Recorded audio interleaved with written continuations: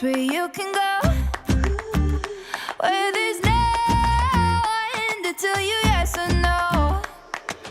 If you just look into your heart, you will find that's the place to start. If you take a step and take another again, you'll find a better place to land.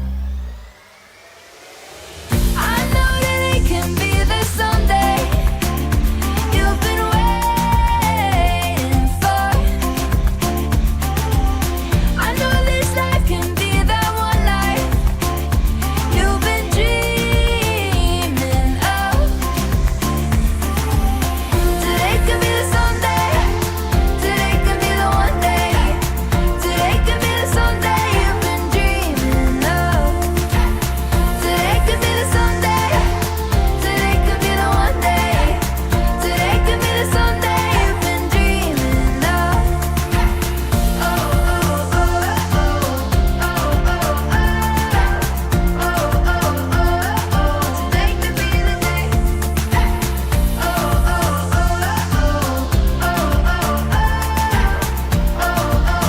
oh, today could be the day. 25 Ford Ranger 4x4 Crew Cab XLT, $38,929. 26 Ford Escape all-wheel drive, $29,949. 25 Ford F-150 4x4 Super Crew STX, $48,889. Local you trust, a drive you can afford. It's time for Wake Up with Witcher. Here's meteorologist Mike Witcher from the East Tennessee Weather Center.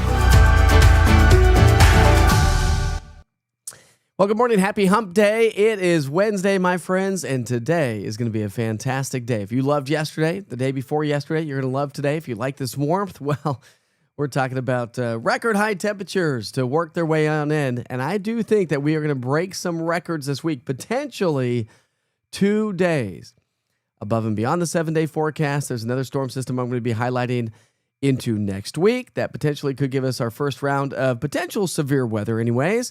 Locally heavy rainfall and the potential for some, well, colder weather to kind of work its way back in. I know a lot of folks were asking about that the last couple of days. Let's go ahead and take you outside here this morning. Sure hope you're having a great day. That's a live look in Anderson County, downtown Clinton. And again, we do have mostly cloudy skies. We'll see some hit and miss sunshine throughout the day today. Other than that, some nice weather is on the way here this week if you like the warmer temperatures. And again, it is Wednesday morning as folks get out on the roads here this morning. A live look at the interstate. That's 40, right around 40 and Pellissippi Parkway here this morning. No major traffic troubles to get the day started. But as Isaiah said, wait for him. Let's say good morning to Ed Rupp, shall we? Wait for him. Wait for him. Bam! Now we slide all the way downhill to the weekend. The kids can get ready for school. And Debbie can take her shower. Good morning, Ed Rupp. Good morning, everyone. It is the downhill slide to the weekend, and whoo, it's gonna be great. Hey, listen, we kind of been rearranging our house a little bit since we got our kitchen back, anyways, and we had the windows open yesterday. Today's another fantastic day to open the windows. We don't have the high humidity like you would in the summertime, and it just feels good when that nice little breeze comes on through. By the way, yesterday we made it to 70. I was forecasting 68. After a morning low of 45. So no records yesterday.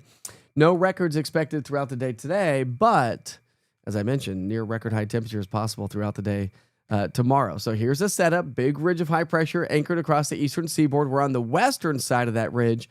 And so that's what's bringing us that southerly flow, helping to really warm those temperatures up. You can see all the way up towards, say northern Kentucky, southern Illinois, Indiana. That's where we have some of the warmest weather. When you look at temperatures for the day today, we're talking Lexington 70, 78 Paducah, Nashville 80, 70. We're going to be in the mid to upper 70s here locally. Down to our south, we're going to be in the low 80s. And so this is the fuel, anyways, to showers and thunderstorms that will ramp up to our west and northwest as we head through the next 3 days. There is a risk for severe weather that if anybody is going to be traveling around the country, you'll want to pay attention to this. And of course, you'll always want to stay on top of the latest weather with the East Tennessee Weather app as it does travel wherever you go. All right, we opened ours too. Yeah, nice, Eva. All right, here's your weather headlines for the day today and the next several days. We are talking about a mix of sun and clouds throughout the day. It's going to be warmer, dry though for the day today, so no big deal there. And then as we get into our Thursday through Saturday, we're talking about near record high temperatures, possible if not likely, and then rain And storm chances increase a few on Friday. Can't be ruled out, but better chance as we get into our Saturday and Sunday. I think as this cold front swings its way into the area, we do have some instability. Dew points are going to be in the 60s, and so the combination of that, we'll probably see some thunderstorms, not necessarily organized severe weather. So this morning, as you step outside, feels pretty darn nice outside. Didn't have to have the jacket on as I took the kids to school here this morning, so it felt pretty good. We've got 40s and 50s around the area. Knoxville's coming in at 55, same with Oak Ridge, so a nice mild start to the day. Forecast high temperatures today. Going to be in the 70s. Now, it's not going to be abundantly sunny, but we are going to have some sunshine, a mix of sun and clouds. Either way you look at it, just like yesterday, you have the jacket on, maybe a light jacket this morning, and then you get outside after, you leave the office building, it's kind of cool inside, and you walk outside, you're like, I don't need this jacket. It's crazy outside. It feels great. So the culprit is this big ridge in our jet stream pattern. Okay, so this is our upper level pattern. Big trough to our west. That's where the colder air is. That's not swinging its way into the area. We're going to stay on the warmer side. But you can see this ridge just building all the way up into the upper Midwest. And that's what's going to bring us the warmer weather.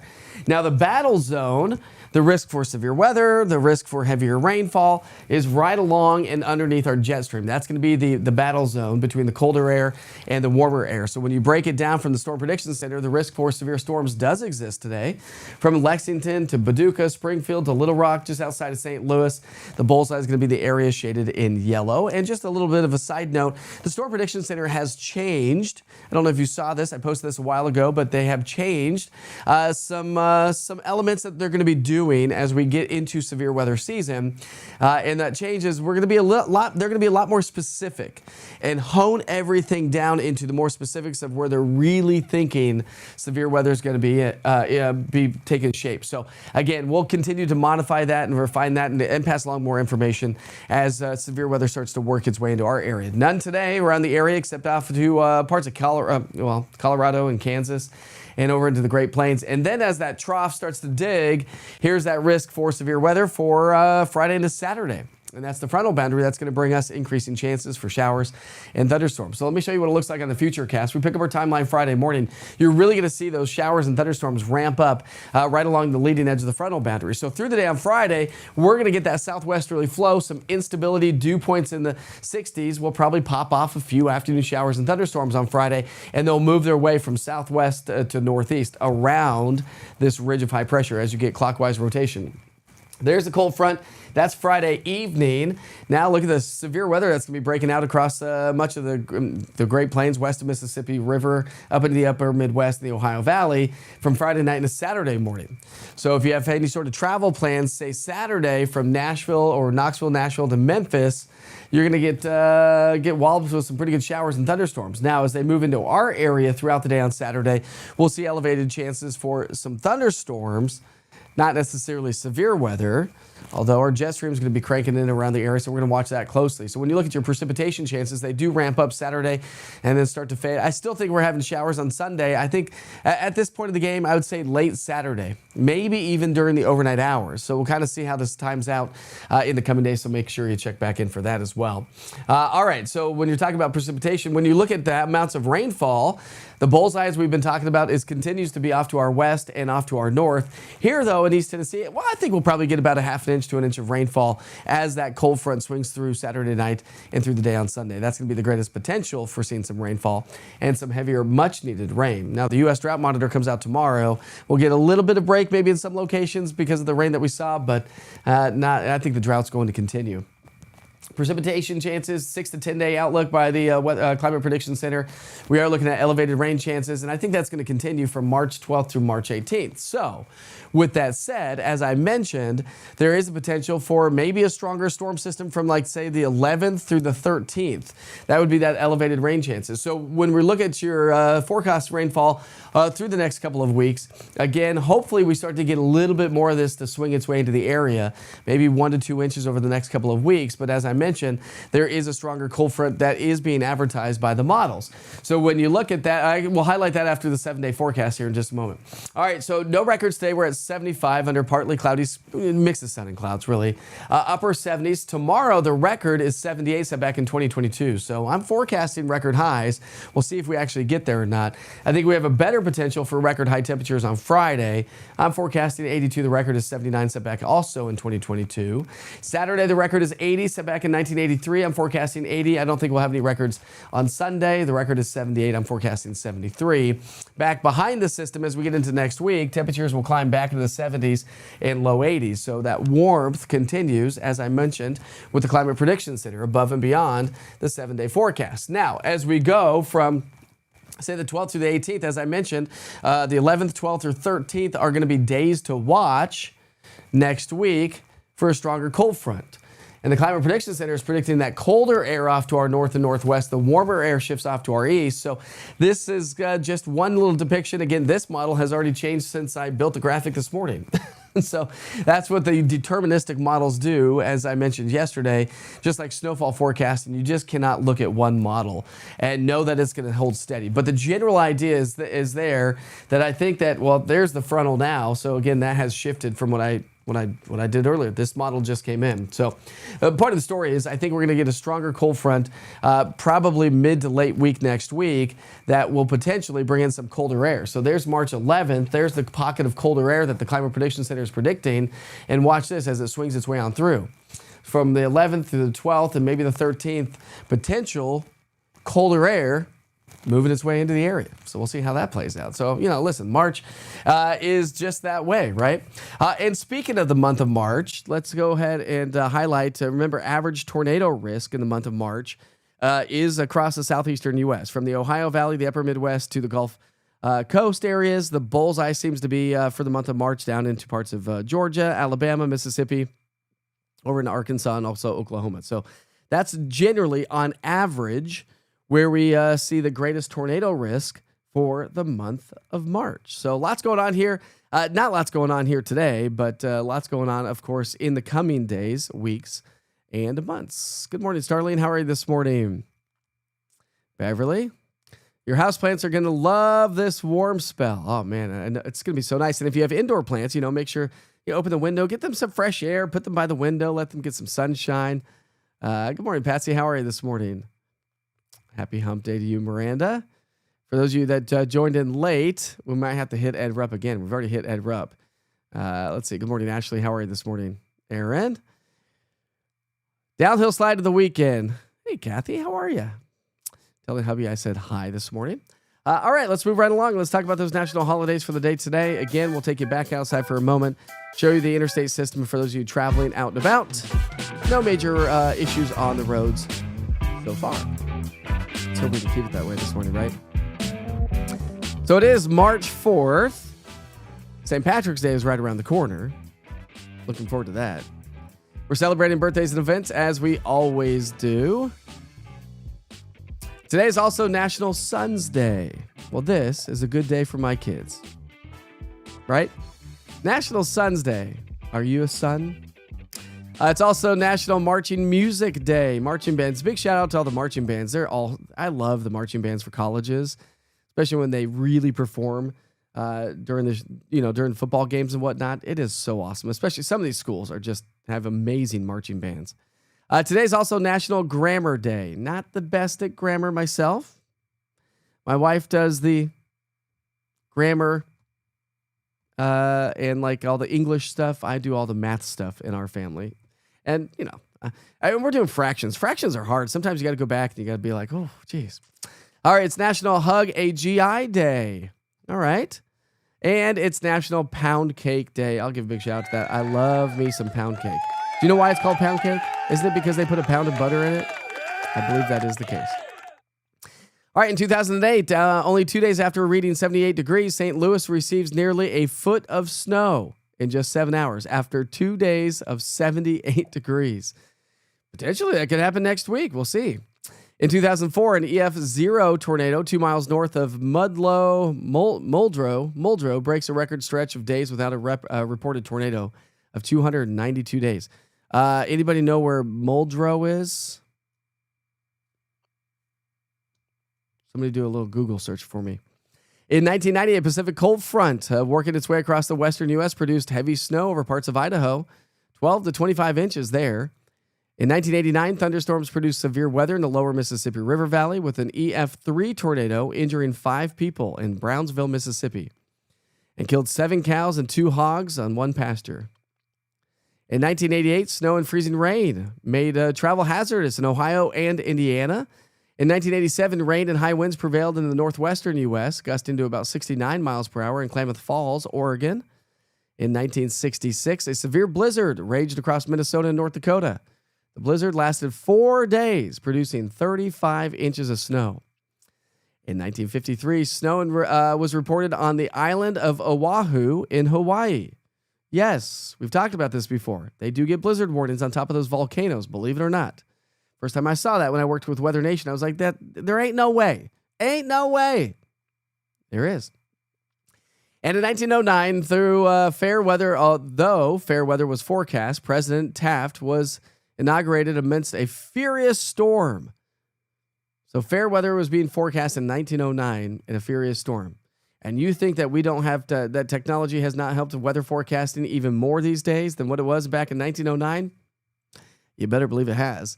About 10 inches of snow was disrupted travel and communications. The storm drew much criticism against the U.S. Weather Bureau, now the National Weather Service. And on this day across the world, the man who does not read good books has no advantage over the man who cannot read them at all. Mark Twain. In 1933, U.S. President Roosevelt gave his inauguration speech, as we just said, amongst a storm. In 1917, Jeanette Rankin of Montana took her seat as the first woman elected to the House of Representatives. In 1826, the first railroad in the U.S. was chartered. It was the Granite Railway in Quincy, Massachusetts. In 1789, the first Congress of the United States met in New York and declared that the U.S. Constitution was now in effect. And in 1634, Samuel Cole opened the first tavern in Boston, Massachusetts. And they call that tavern Cheers. No, just kidding. But I have been to Cheers in Boston. You know, like from the show. It was cool. You know, it was cool. It was one of those things where the inside looks nothing like the set. Obviously, it's a set. But it's cool to take pictures on the outside because, of course, that's how they introduce the show. Is, of course, them walking in, right? Let's take it back outside. Live look in the Smokies here. We'll move the camera around a little bit. A few clouds hanging out with us. Not a bad one. Happy Sun's Day to all the suns out there.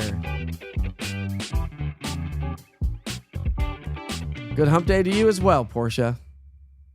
Happy Sun's Day to my son, Chaz. What's up, Chaz? Waited on Patty's Day party invite, Mike and Janelle. Well, we are just literally just getting the house together. Yesterday we got we have a little bonus room attached to our kitchen, whatever. Anyways, and it was a hot mess and a disaster thanks to all the construction. So my wife has worked really, really hard. So thank you, wife, for doing all the hard work. I helped a little bit, just a wee bit, not much. But she's been really working hard trying to get our house back into tip-top shape, like living again, which is nice, right? Which is nice. It feels good. Like I told her this morning, I said, now the bonus room feels like it's a little bit more homey. Feels nice. Actually, my son and I watched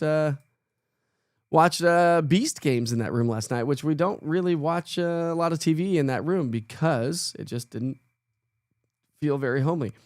All right, here's a cool picture. I want to share a couple of Witcher's pictures with you this morning. This one's a great one. Look at that. From the full moon, the blood moon, and the eclipse yesterday. This one was sent in by Erin Hill. She says, my 14-year-old son, Logan Hill, waited an hour and a half until 6:30 this morning when the clouds cleared for about 5 minutes. He got this awesome picture of the blood moon lunar eclipse through his telescope. How about that 14-year-old Logan? Oops. That's through his telescope. That's crazy. Got another great one. Let's see what this one. Who's it? Let's see who this one's from. This one is also, let's see, from Brian White. He posted this one yesterday morning at 9:11 in the morning. Here's another great one of the moon from yesterday morning as well. Yesterday seemed to give us a little bit better views. This one right here was sent in by Josh Mullins. Started the eclipse 3/3/26. So some cool ones there. And we've got a great one from Felicia. Bragging on my baby, Andrea was inducted into the National Junior Beta Club last night. The National Junior Beta Club. Big shout out to Andrea this morning. Got to be proud of your daughter there, even though it's National Sons Day. Oh, that's awesome. Well, thanks for sharing your successes in your kids' lives and your families. I like to hear about your successes as well. Got to have some green beer and corned beef and cabbage on St. Patty's Day. I'm with you on that one. I'm with you on that one, Jess. Morning, Melissa. How are you? Yeah, she does a great job keeping our house up and running, doesn't she? I used to do a lot more work around the house. And then East Tennessee weather took over, right? Oh, man, I tell you. Sometimes this life cruises right on by. All right, I think we're just going to wrap things up here this morning. It is 7:49. It's going to be a great day. Open the windows today, mix of sun and clouds today, but we're talking temperatures in the 70s. Record high temperatures possible tomorrow, Friday, Saturday, more likely on Friday. Remember, a cold front's going to swing through sometime Saturday into Sunday. That's going to bring us increasing chances for some showers and thunderstorms. Can't rule out maybe a stray thunderstorm on Friday. Showers on Sunday, and then next week, potentially a stronger storm system that could bring us a bit of a cool down. Of course, I break it all down if you missed it with a full forecast or Witcher's 1 Minute Weather, which you can find for free on the East Tennessee Weather app. All right, go enjoy your day. It's Hump Day. But before we go, for those of you that tuned in late, let's say good morning once again to Ed Rob. I'll see you back here tomorrow. Wait for him. Wait for him. Bam! Now we slide all the way downhill to the weekend. The kids can get ready for school, and Debbie can take her shower. It's you. Oh, it's you.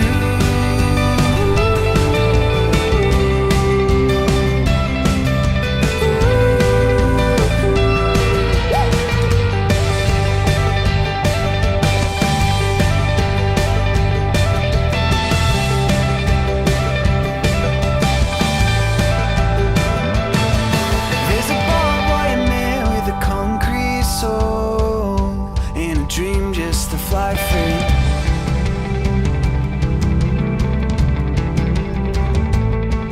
There's a spray can sitting, it could light up the show if you gave it to me.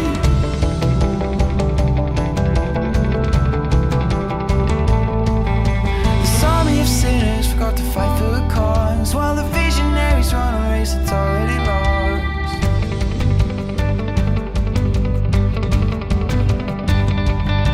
And it's you. Oh, it's you.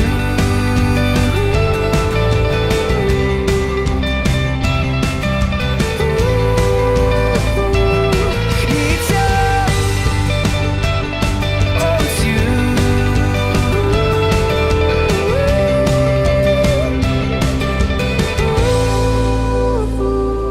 There's a schoolboy standing up in front of an army, shoes in the mud and the wet paint, twists and turns up the alley, just like it should. So your colors, they start, and it's stripping you off your back.